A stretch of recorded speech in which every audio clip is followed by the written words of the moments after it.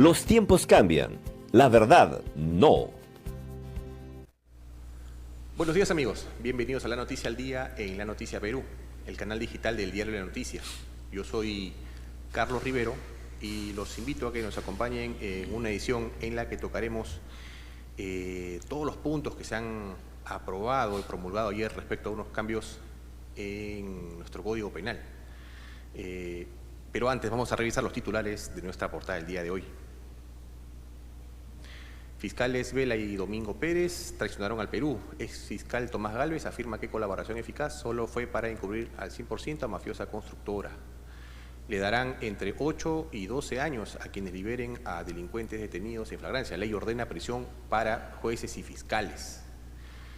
Caja Huancayo se incorpora al BID Invest como socio para mejorar acceso a financiamiento de micro, pequeña y mediana empresa.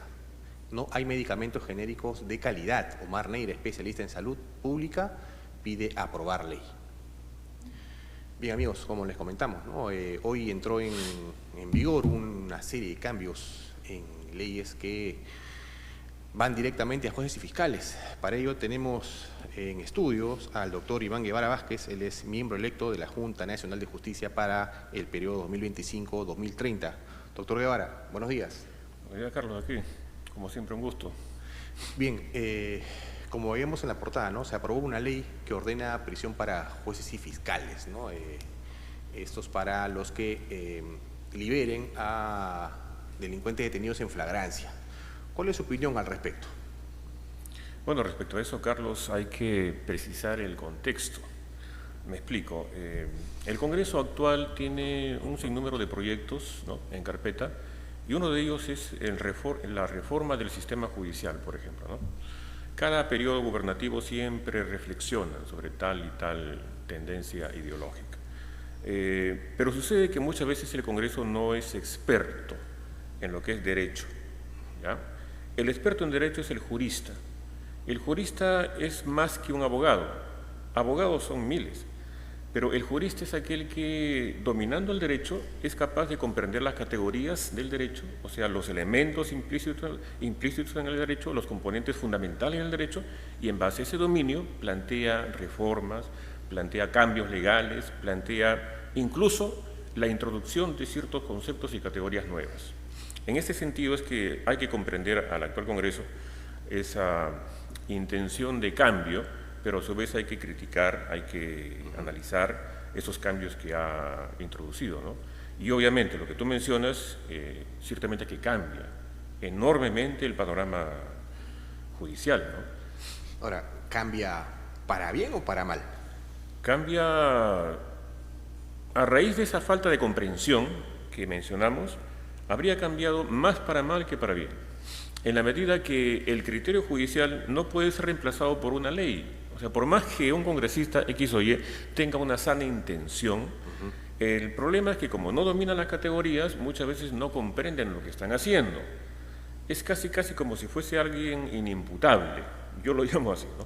El inimputable es aquel que no comprende lo que hace. Entonces, en ese sentido es que tratamos de analizar lo que ha hecho el Congreso. Ahora, ciertamente que respetamos su investidura, su condición, son congresistas, son legisladores, pero obviamente que lo que existe ahora dista enormemente de aquello que era antes, por ejemplo, en la historia, ¿no? La historia humana explica que las tres funciones primordiales que hay, que son legislar, juzgar, dirigir, que antes estaba solamente concentrado en un monarca, en un rey, ahora históricamente se han decantado, se han diferenciado, se han distribuido. Ahora el que dirige es un presidente de un país, el que legisla es un congresista de un país, el que juzga es un juez, ¿no?, independiente de un país. Eso es lo que indica la historia, lo que marca la historia, el camino histórico, es esa separación de funciones. Ahora, pero como decía Sigmund Freud, existiría una especie de reminiscencia del pasado. Hay pulsiones, esas pulsiones de dominio, de copar todo, de sentirse todopoderoso, sentirse, qué sé yo, aquel personaje que es capaz de dominar la escena nacional, etc. Eso pasa en el país y en no pocos países. Entonces, es preciso comprender la historia, es preciso entender el contexto histórico para poder nosotros dar una opinión, ¿no? Y en ese sentido, ciertamente que tenemos que afirmar la democracia. Y la democracia es la convivencia, es la coexistencia entre diferentes grupos, diferentes tendencias ideológicas, diferentes concepciones de la vida inclusive. Y en esa convivencia democrática es que podemos tener acuerdos sociales, ¿no? Acuerdos, proyectos nacionales de consenso que van a hacer posible que el país marche, que el país se encamine correctamente. Ahora, lejos de generar un consenso, esta vez esta ley que entró en vigor hoy, lo que genera, ayer veíamos, ¿no?, las reacciones, esto genera un enfrentamiento nuevamente, ¿no? Poder ejecutivo, poder legislativo y los órganos de justicia. Muchos señalan que esta medida es media populista porque ya hay un órgano de control dentro del sistema de justicia que podría sancionar o investigar a aquellos fiscales o jueces que no obren bien. Eso es por un lado. Por otro lado, se podría sancionar en forma disciplinaria. Por ejemplo, un juez que no decreta una prisión preventiva cuando debe de declararla, porque hay concurrencia entre peligro procesal concreto, elementos probatorios altos, prognosis de pena superior a 5 años de pena privativa de libertad, etc. Pero una cosa es la sanción funcional y otra cosa es la penalización, porque el derecho penal es una disciplina punitiva de última ratio. El derecho penal no tiene por qué ser instrumentado, aplicado, como si fuese de prima ratio. Prima ratio en derecho es aquella primera razón. La primera razón en derecho es el derecho civil. ¿Por qué? Porque el derecho civil regula el matrimonio, regula el nacimiento, todo tipo de conductas básicas en comunidad, ¿no?, en sociedad. Pero el derecho penal no, el derecho penal regula conductas graves, muy excepcionales, homicidio, asesinato, por ejemplo. Entonces, penalizar a un juez porque no decreta prisión preventiva ciertamente que es hipertrofiar, es completamente desconocer el derecho penal. Llevar el derecho penal como si fuese un derecho penal de prima ratio, cuando no lo es, ciertamente, es un derecho de última ratio. Por eso digo, sería bueno que los legisladores sean juristas o en todo caso que den un examen de derecho básico, qué sé yo, educación cívica básica, antes de postularse al cargo, ¿no? Porque, bueno, algunos dicen, bueno, pero cualquiera puede ser congresista. Cualquiera puede ser congresista en el sentido ciudadano, en el sentido histórico de ser parte de un país. Pero obviamente, para ser funcionario público del máximo nivel, como es de un poder público del Estado, en este caso poder legislativo, se requiere un dominio de parte de ese funcionario público. Un funcionario público no puede depender de un grupo de asesores. ¿Por qué? Porque el que decide quién es el asesor, no, el que decide quién es el funcionario. Entonces puede ser que un funcionario, en este caso un congresista, tenga los mejores asesores, ¿no? Imaginemos así, pero sucede que el que decide es él.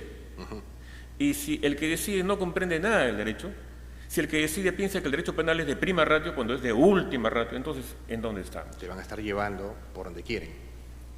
El capricho, la mala comprensión, la ignorancia jurídica de ese funcionario público.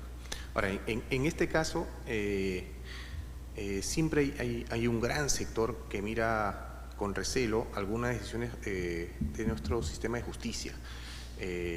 Muchas son cuestionadas. El ir y presentar este tipo de propuestas son bastante populares, ¿no? El sancionar al juez, el sancionar al fiscal. El populismo. Así, este proyecto, esta ley que entró en vigor hoy, ¿busca eso?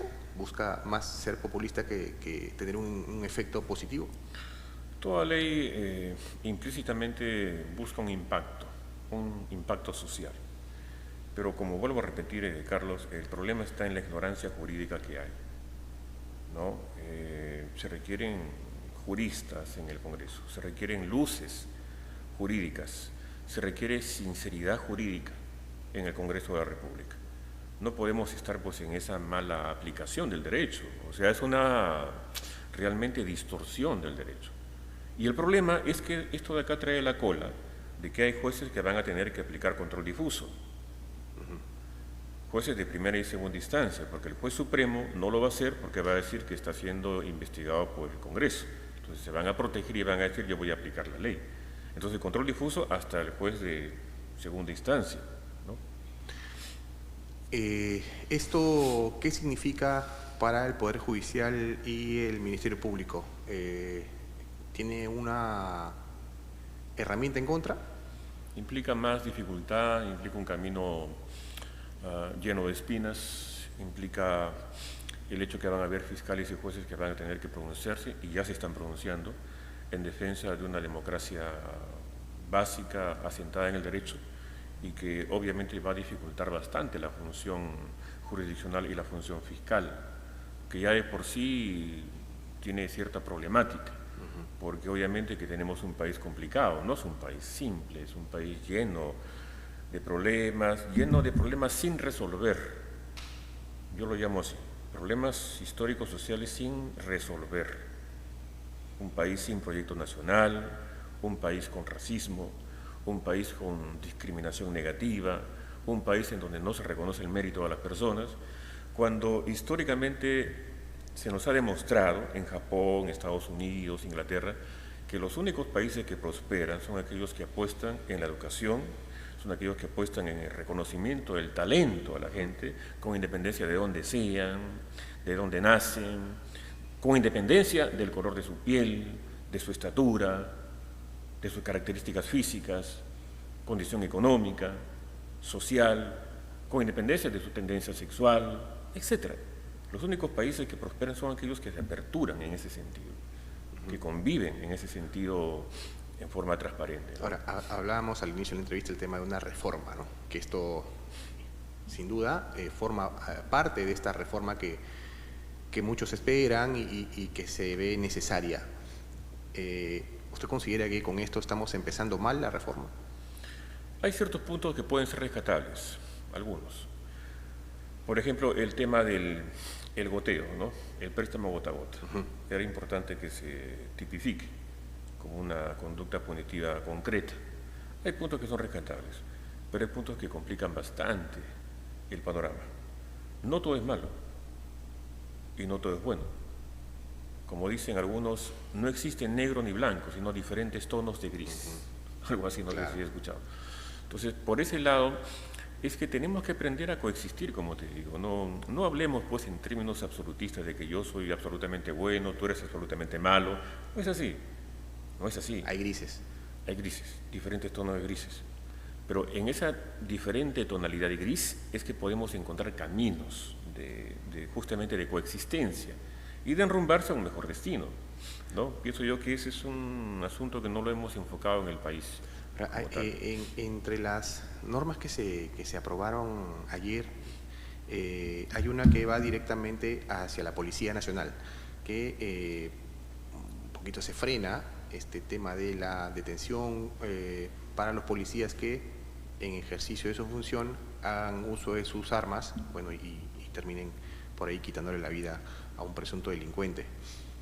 La policía lo ha tomado de una buena manera. ¿Es tanto así efectiva? Sería rescatable en tanto y en cuanto exista algo regular, o sea, que su ejercicio de su arma reglamentaria sea legal. Pero si es un policía que está ebrio y usa su arma de fuego, obviamente que no califica, ¿no? Estamos hablando de ejercicio funcional, cuando es atacado por delincuentes, cuando está interviniendo algo en forma legal, ahí no hay ningún problema. Es más, ser innecesario. Pero bueno, lo han hecho supuestamente para que se llene un vacío legal. Ok, ya está. No nos compliquemos. Pero el asunto, disculpa, el asunto es que sea todo legal. Lo reglamentario, legal. Pero eso era algo tácito, ¿no? Digamos que solamente se le ha hecho un reforzamiento, creo, ¿no? Pareciera que es un reforzamiento. Una afirmación de lo que ya era conocido, ¿no? Claro. Este tipo de medidas, bueno, no todas, ¿no? Pero usted mencionaba la primera, que debería haber necesitado un mayor análisis y, sobre todo, contar con el apoyo o el análisis de juristas Para este tipo de iniciativas y proyectos, yo entiendo que en ciertas comisiones se citan a juristas. Pareciera que esta vez, si todos los juristas tuvieran la misma posición, pareciera que esta vez no les hicieron mucho caso, ¿no? Ahora, vayamos a qué juristas han sido invitados. Por eso decía, porque si hay tuvieran toda la amistad misma con el posición, ¿no? congresista X o Y, porque hay afinidad ideológica. No, pues no es así, no es así, Carlos. Se tiene que citar a aquellos con independencia de que si me caen o no me caen bien. O sea, hemos aprendido históricamente también a saber diferenciar la amistad en el campo intelectual, por ejemplo, de aquello que es lo auténtico y lo real. Si hay alguien que me dice que yo no tengo la razón y me lo fundamenta, yo no tengo por qué molestarme con esa persona, ¿sí o no? Lo escucho. Como hacía Sócrates. Sócrates hacía un redescubrimiento de la verdad en cada persona. No le decía, tú estás equivocado, no, tenía una manera de darte a entender de que tú estás equivocado, pero que la verdad tú mismo la puedes descubrir. Entonces, puede ser que haya gente que tenga un mal carácter, qué sé yo, pero si dice una verdad, por más que tenga un mal carácter, por más que sea muy, como se dice, muy efusivo o efusiva, yo no voy a descalificarla moralmente por ese hecho. Se tiene que citar a gente con independencia que me caen o no me caen bien. O sea, se tiene que nombrar, designar con independencia de que si me gusta o no me gusta como persona humana. No es así. Es estrictamente llamada convocatoria por mérito. Si hay algo positivo, si hay algo que en la obra del jurista, porque el jurista se califica por su obra, no por cómo enseña en su universidad, no por cómo se viste con el mejor traje, qué sé yo, Armani, no. El jurista se califica por su obra. El libro, su artículo científico, qué sé yo, es lo que habla. Así que yo como congresista, imaginemos que yo fuese congresista, yo tengo que citar a los juristas que tienen una contribución teórica, con independencia que salgan o no salgan en la noticia, en Panamericana, en Canal N, qué sé yo. Simplemente contribución histórica, contribución cognitiva, contribución jurídica. Ahora, doctor, muchas de estas reformas que se quieren hacer y que muchos esperan, también hablan sobre los jueces provisionales, ¿no? ¿Cuánto tienen que durar un juez provisional, sabiendo que el nombre es, habla se entiende como que un tiempo corto? Pero aquí hay un tema que hay que definir, ¿no? Usted como miembro electo de la Junta para el próximo periodo, ¿cómo ve usted el tema de los jueces provisionales? Ese es un tema también histórico de larga data, Carlos, es un tema antiguo. Hay que entenderlo como un propósito de mejorar las capacidades de cada juez y fiscal en la medida que pasen un concurso de méritos y sean nombrados titulares, ¿no? En tanto y en cuanto el proceso sea completamente transparente y limpio, ¿no? Hay jueces y fiscales provisionales supernumerarios, se llaman ahora los jueces, suplentes, que son estrictamente por mérito, sino que no han podido ingresar, qué sé yo, a la magistratura titular por X motivo. Hay personas que se ponen nerviosas en el examen, qué sé yo. La función de cada juez o fiscal se califica también en su propio desempeño. Podría darse el caso que hayan jueces suplentes o supernumerarios que hagan mejor trabajo que un juez titular. Podría ser, claro. O un fiscal provisional que haga un mejor trabajo que un fiscal titular. No podemos decir tal persona es absolutamente buena y tal persona absolutamente mala. No hay ni blanco ni negro, diferentes tonalidades de gris. Hay que saber rescatar lo que hay que rescatar. Obviamente que lo correcto sería decir todos tienen que ser titulares, pero para que sean todos titulares necesitamos un periodo de tiempo largo y sostenido. Estamos hablando de años, 5, 10, 15 años para poder nombrar a todos. Ahora, la población crece, por lo tanto tienen que haberse aperturado más plazas. No podemos manejar, qué sé yo, un número de 5.000 fiscales para una población de 50 millones de peruanos, por ejemplo, ¿no? De acá a unos 10 años. Las plazas se incrementan de acuerdo a la población que se incrementa. En ese sentido, rescatamos el propósito de incentivar que el Poder Judicial y el Ministerio Público lancen la convocatoria de plazas titulares. Rescatamos, pero no se puede obligar tampoco, no se puede decir señores miembros de la Fiscalía y Poder Judicial, mañana mismo ustedes convocan todas las plazas. No podemos decir eso porque cada presupuesto público de cada poder del Estado tiene también su propia problemática, ¿no? Entonces, en ese sentido, creo yo que tiene que manejarlo más en forma práctica. Doctor, la última. Esta semana se abrió el debate sobre aplicar la pena de muerte a raíz del asesinato de una menor de 12 años. ¿Usted considera que nuestro sistema de justicia está preparado para aplicar una pena capital? Ese es un tema así ya trillado, ya muy repetido, Carlos. Ese es un tema lamentable también porque no es el momento. Con una crisis tan acentuada a nivel político y social que tenemos, porque esos 50 muertos del año 2022 son como fantasmas que están, y los fantasmas al final piden cuentas. Entonces esas almas perdidas, como se dice, van a pesar al final. Así que en ese sentido hay que ser cautos, hay que hablar con prudencia. El funcionario público, el congresista, el presidente de la República, la presidenta en este caso, tienen que hablar con cautela, con prudencia, pensando en un sentido histórico, pensando no en este momento y solamente en este momento, en este presente limitado, sino pensando en el futuro, pensando en lo que viene después, en el sentido histórico. Al final somos seres muy pasajeros, somos mortales. Entonces, en ese sentido, dada nuestra brevedad de vida, tenemos que desempeñarnos de la mejor manera posible. Es un tema trillado, es un tema que no soporta un análisis serio, porque no se trata de la pena de muerte, porque la pena de muerte estamos hablando que implementarla nomás implicaría ya un tiempo, que no se tiene en este momento. Segundo, si es implementada y si hay un error judicial, ¿cómo se va a resarcir a la víctima? Es imposible. En cambio, por cadena perpetua, inclusive se puede resarcir a la víctima, ¿no? Se le puede decir, nos equivocamos, señor, discúlpenos, perdónenos y vamos a compensarlo económicamente. Claro. Pero no, pues en este caso. Este tipo de propuestas se van a escuchar todos los días durante la próxima campaña, ¿no? Es recurrente. Sí, pero es un tema ya muy trillado, tan trillado que creo que la gente no le va a tomar mucha importancia, ¿no? Lo que la gente quiere son acciones reales, concretas, que no se haga lo que se ha hecho ayer, ¿no?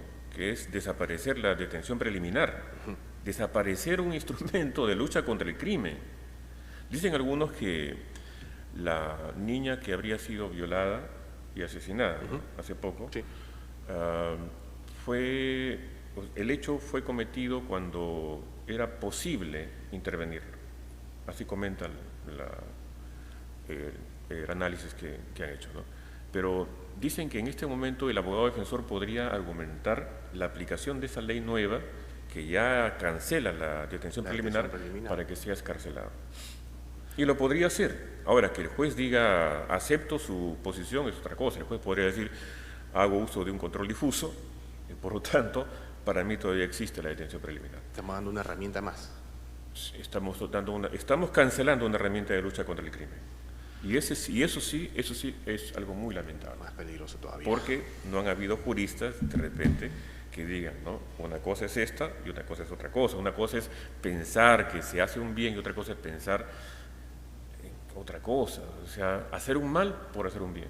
Y eso creo que descalifica pues completamente cualquier acto noble que se pueda intentar hacer. Eso problematiza bastante, ¿no? El hecho. Sí. Y va a tomar mucho tiempo, Carlos, para que esto de acá se sanee, ¿no? Bien, interesante conversar con usted sobre estos temas. El tiempo siempre queda corto, pero nos quedamos con que quizás citaron juristas que iban a decir cosas que queríamos escuchar de repente, nada más, ¿no? En el Congreso. El jurista verdadero es aquel hombre o mujer que dice la verdad con independencia si voy a caer mal o bien. Aquel que habla científicamente, aquel que dice, en mi obra digo tal cosa y la confirmo por tal y tal motivo. No es aquel que dice, ayer pensé de una manera, ahora pienso de otra manera porque el contexto político ha cambiado. Me acomodo. No es así. La ciencia tiene una verdad universal, la ciencia tiene una verdad estable, la ciencia está por encima de la política es cambiable, el contexto político es cambiable. es mejorable, pero la ciencia tiene elementos que son estables, que se perfeccionan, es cierto, en el tiempo, pero que tienen una mayor estabilidad, tiene verdades, y el derecho tiene verdades, obviamente.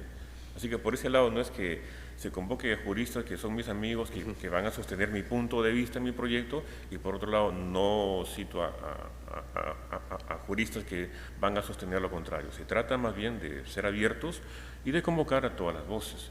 Y en esas, digamos, en esa pluralidad de voces, en esa convergencia de voces, encontrar, ¿no?, la posibilidad de una solución. Bien, doctor, queremos agradecer la entrevista en estudios. Nada, Carlos. Bien, estuvo con nosotros el doctor Iván Guevara Vázquez. Él es miembro electo de la Junta Nacional de Justicia para el periodo 2025-2030.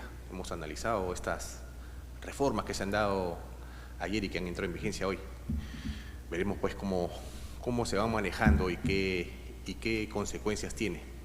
Yo los invito a seguir el canal, que venimos con más entrevistas. Los tiempos cambian. La verdad, no.